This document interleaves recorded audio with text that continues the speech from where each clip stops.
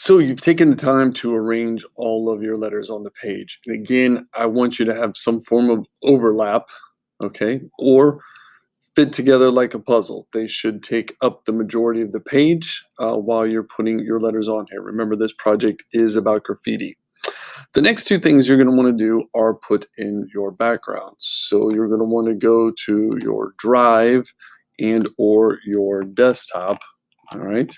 You'll make sure to download any of the stuff that you need.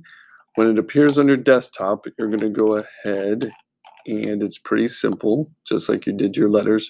You're going to drag your background in. Now remember, the order of your layers over here is important. So you would like for, in my case, this tartan is going to be my background. I need to drag it all the way down here to the bottom. That way my letter stays on top.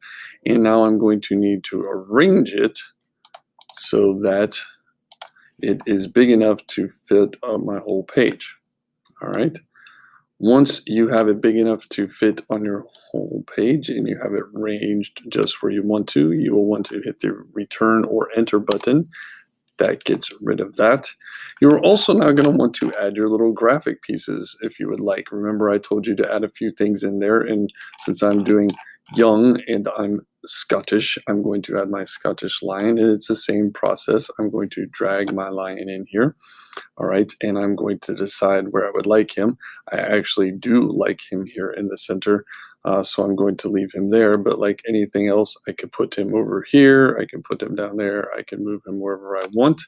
Remember, you can arrange your orders, so if I actually would like my lion on top of my letters, I can drag him all the way up here to the top, and I can put him in between, and now he sits on top of my letters, he sits in between my letters, but in my case, I really actually liked him sitting in the case.